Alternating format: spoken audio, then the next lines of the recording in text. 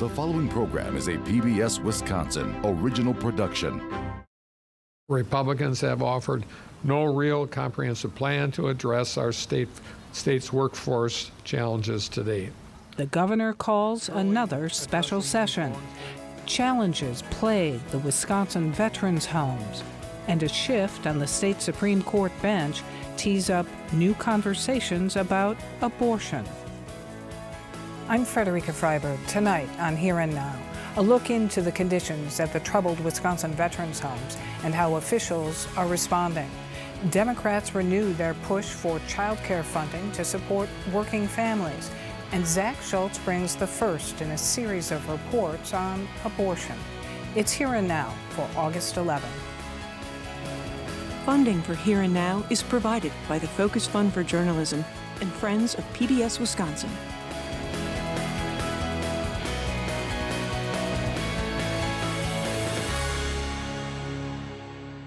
Nearly 75% of residents said they were never unhappy with care.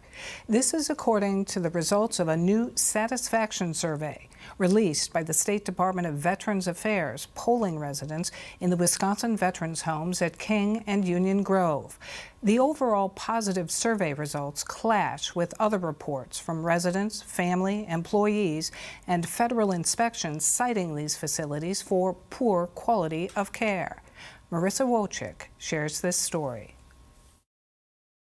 In more than 20 years, I've never seen this many citations and this much in fines leveled against one nursing home in this state. The Wisconsin veterans' homes at King and Union Grove have been making headlines for years with allegations of poor quality of care. As much as $250,000 in fines from deficiencies have been cited in federal inspections. Now, a lawsuit holds Union Grove responsible for the death of resident Randy Kroll.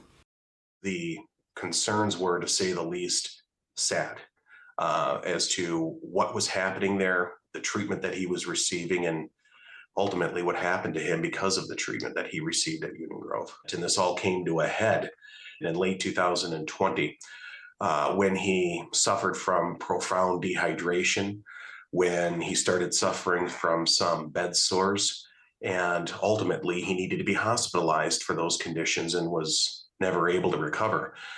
The worst of these things happened after he was discharged from the hospital and returned to Union Grove. Randy only had a few days left to live because of his injuries.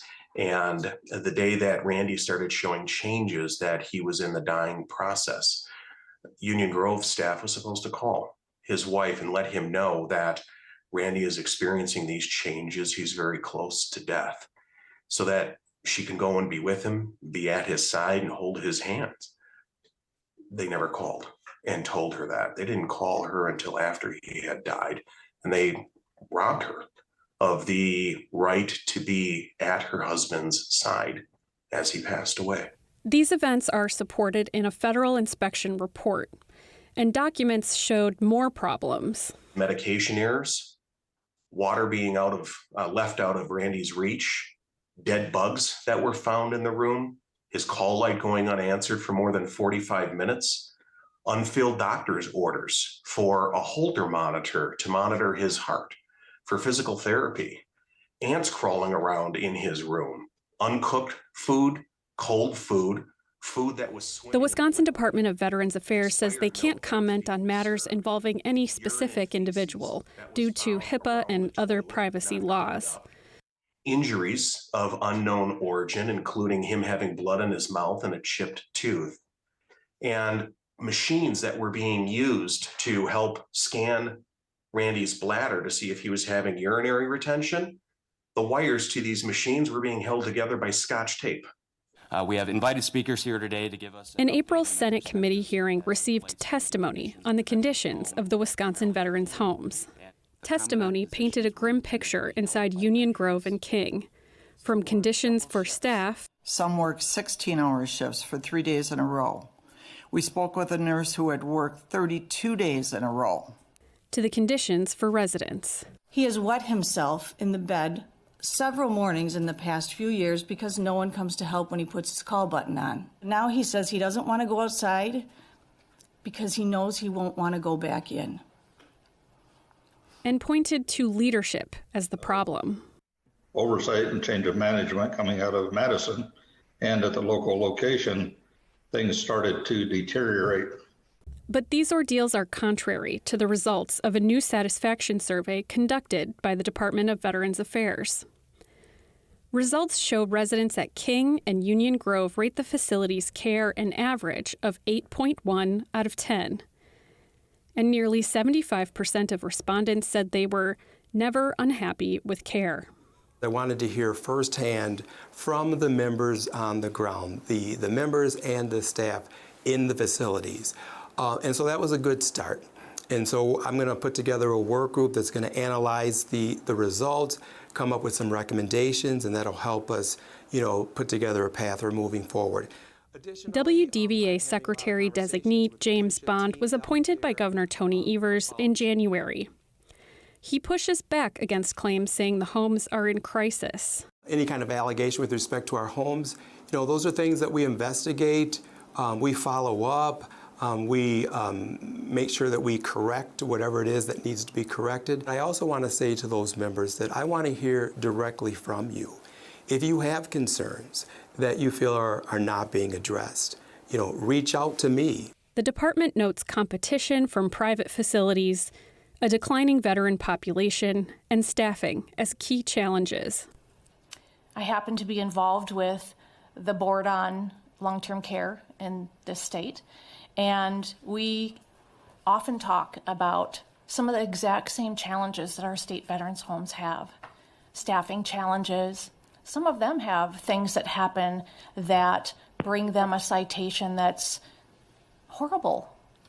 But we're human beings. But they're not in the paper, and they're not sitting here today because they're private sector, they don't have the word veteran, and it's not newsworthy. So if their stressors are the same across the industry, why is Union Grove ranked in the bottom 5 in this country? That's illogical.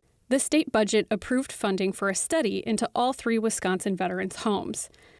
And the purpose was so that we could look at long-term planning of our facilities, look at the future of how those facilities might look, and look at our current operations. Senate committee members are hoping more can be done. And I would hope that one of the biggest takeaways in all of this is that I think every member on the committee is all in agreement that we want an audit. I think that gives us an opportunity, if we go through the audit committee, to find long-term solutions. But in the meantime, there are clearly issues that need to be addressed that we can address here in the short term. If the legislature decides that they want to have an audit so they can take a better look at our operations, our financial situation, and offer suggestions on how we might be able to improve, I think that would be a good thing. But as I mentioned, I have nothing to hide, and I welcome an audit. For Here and Now, I'm Marissa Wojcik. Governor Tony Evers made a statewide sweep of visits to child care centers this week as he announced a special session of the legislature to address worker shortages. Evers wants to use $1 billion of a $4 billion budget surplus to shore up child care centers, expand paid family leave, give more to higher education, and put money towards supporting high-demand jobs in healthcare and education. Truly addressing these long-standing challenges must include efforts to ensure workers who are already working and are part of the workforce can remain in the workforce. The special session called for September 20 was met with predicted derision from legislative leaders, with Assembly Speaker Robin Vos calling it a stunt and, quote, nothing more than a rehash of Tony Evers' tax and spend budget. Democrats at the federal level, he says, tried spending recklessly to help the workforce, and all we got for it was crushing inflation. We are not going to do that in Wisconsin. Vos further says Governor Evers' proposal to give child care providers a one-time payment of $365 million is a 12-month patch to match what they lost through the federal stimulus plan, calling it unsustainable. People who study Wisconsin's childcare and its ramifications on the workforce, families, and children would like to see that funding patch, however, fearing the collapse of the industry in short order. We sat down with Alejandra Ross Pillars, UW-Madison assistant professor in the School of Social Work. We started by asking her to describe how bad the shortage of licensed childcare providers is and the implications of that. When we think about access to childcare, we think about a few different things. One is just geographic proximity, like can families, how far do they have to drive to get to a nearby childcare provider? And so what we know in Wisconsin is that, the geographic access really varies a lot across the state. So in urban areas, it tends to be a little better.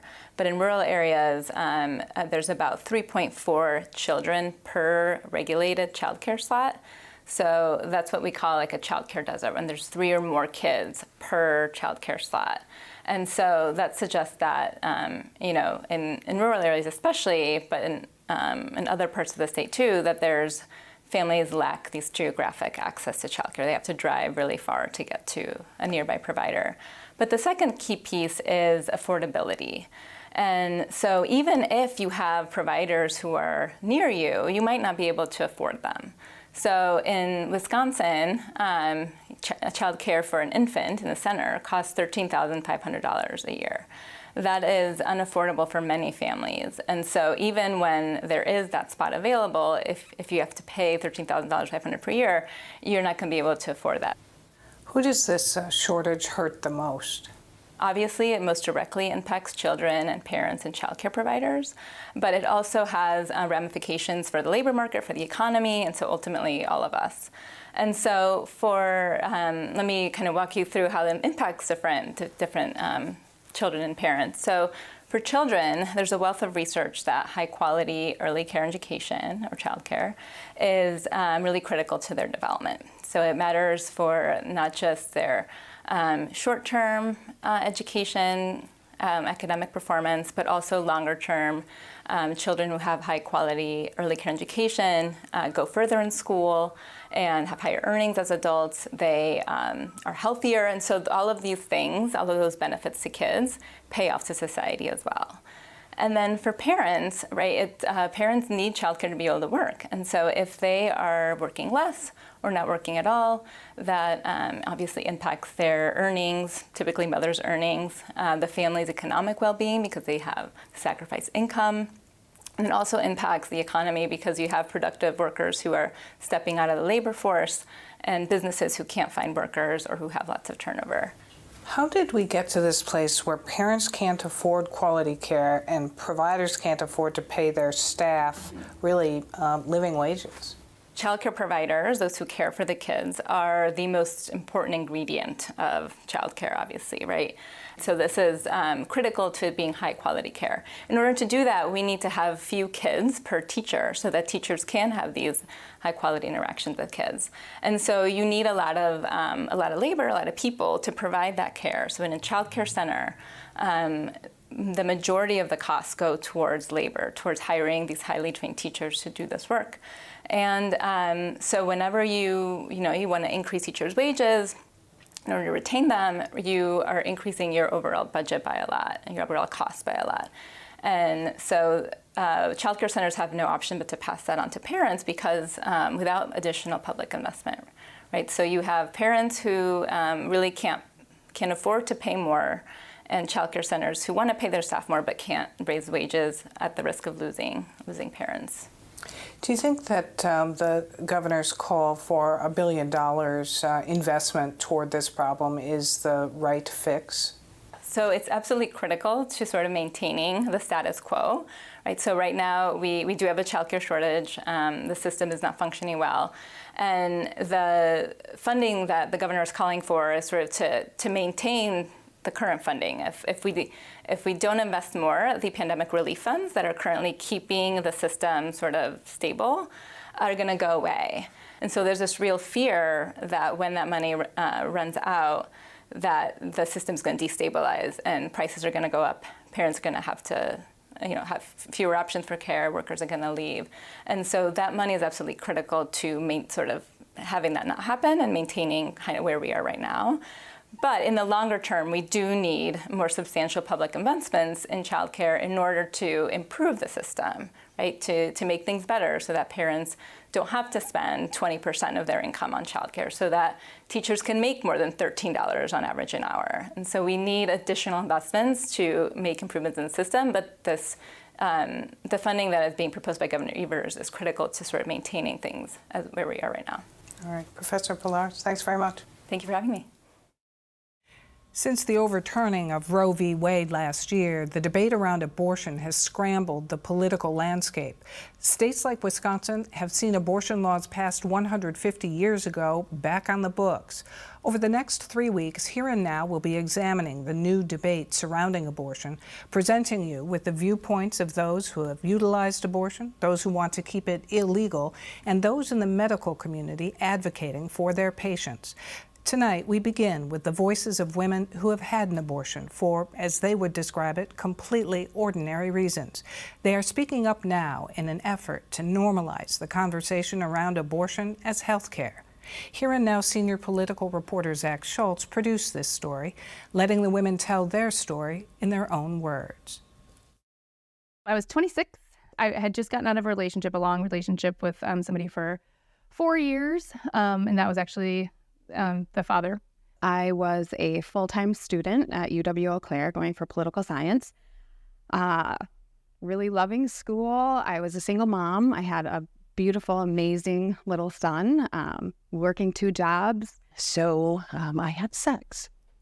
It was protected sex, and I actually didn't know that the condom had broken. 4 or 5 weeks later, I was pregnant. I knew immediately. I would say the day after, I just felt it in my body. At first, I just thought I was sick, but I was with a really good friend of mine. She was like, maybe you're pregnant. I was like, there's no way that can happen. I've only had sex once, and it was protected. It's fine.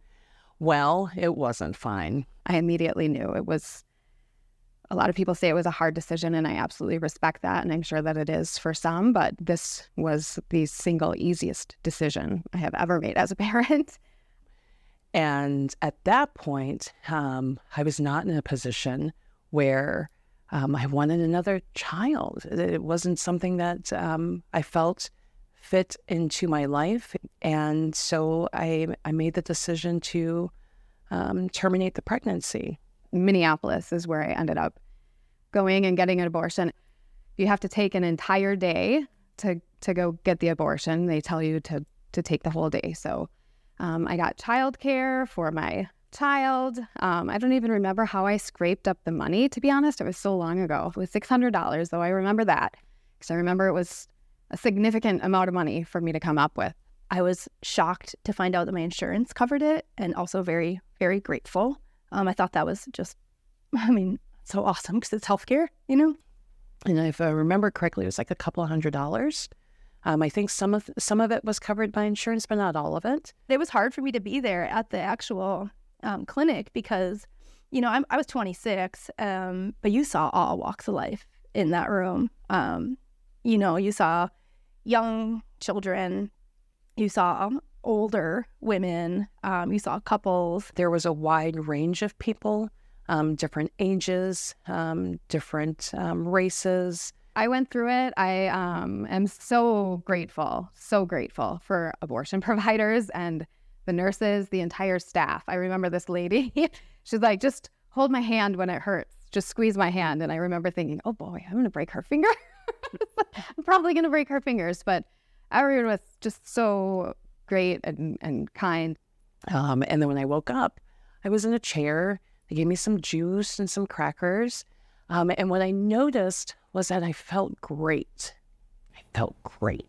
So I went to the hotel, ordered some food, and felt an enormous sense of relief.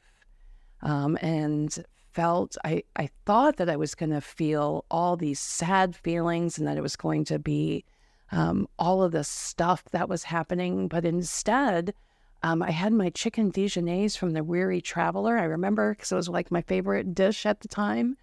And watched TV and really just felt good for the first time in about 2 months, and felt very much at ease and at peace with my decision at that point.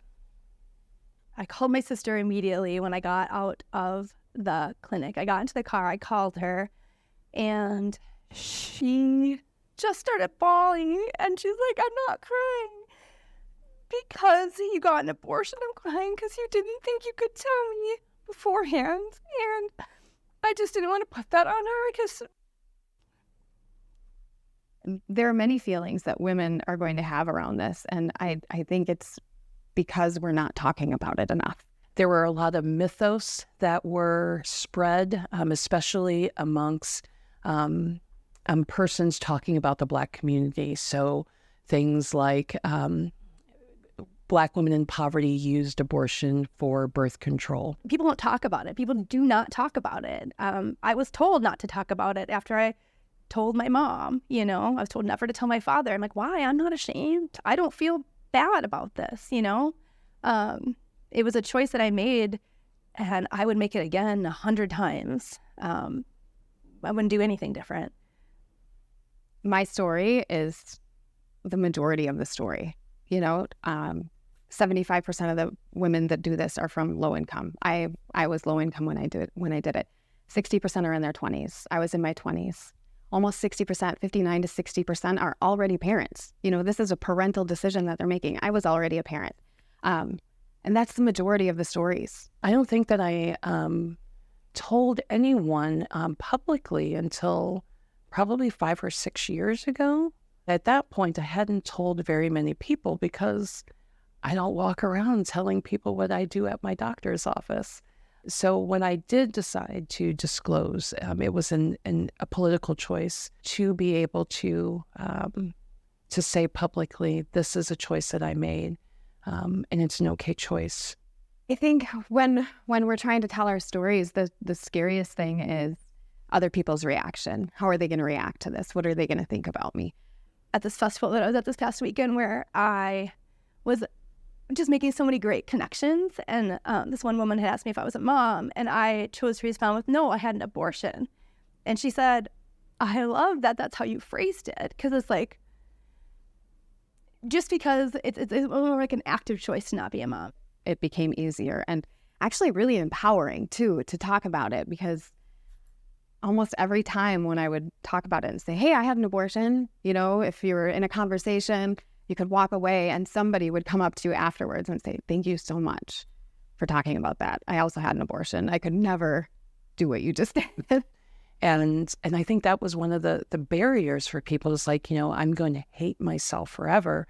I don't hate myself forever. I'm actually very proud of myself for making a good choice for myself and my body. There was no reason for me to get an abortion except for the fact that I wanted one.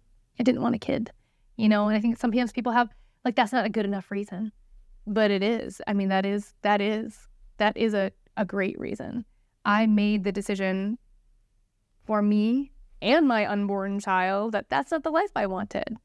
My abortion allowed me to find the love of my life, to get married, to have more children when we were ready. We have 3 children now. There was never a point where I had to sit my children down and say, just so you know, mommy's had an abortion. This is what abortion is.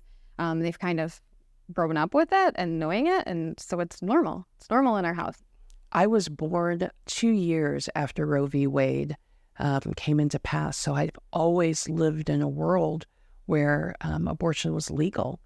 And to think that we had erased 50 years of progress was astounding, and it was sad, and it was angering.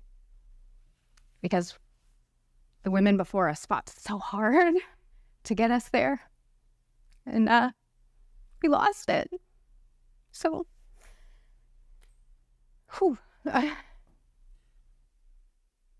and I'm not crying because of the actual, I don't think about my abortion very often, to be honest. But I do think about all the people who don't have the right to choose and aren't lucky enough to get to choose the direction of their life. There's so many barriers that were put in place because people want to impose their morality on other people. I think the only way to fix that is for more of us to talk about it, to say it's normal, to say, I had an abortion. You love somebody who had an abortion. You probably love a lot of people who had an abortion.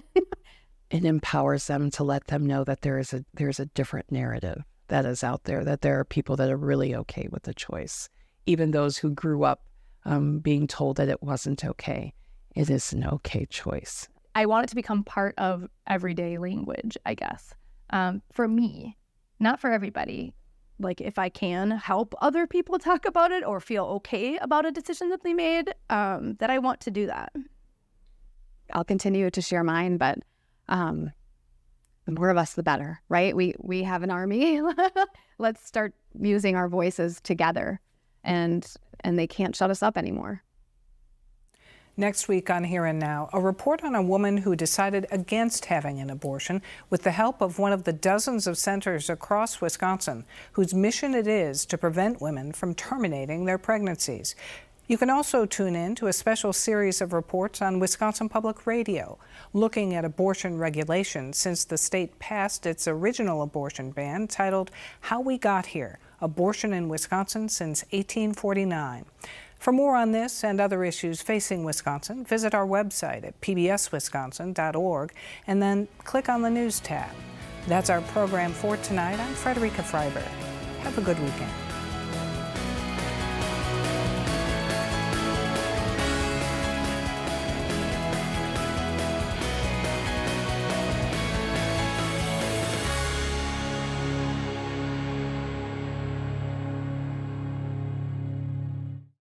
Funding for Here and Now is provided by the Focus Fund for Journalism and Friends of PBS Wisconsin.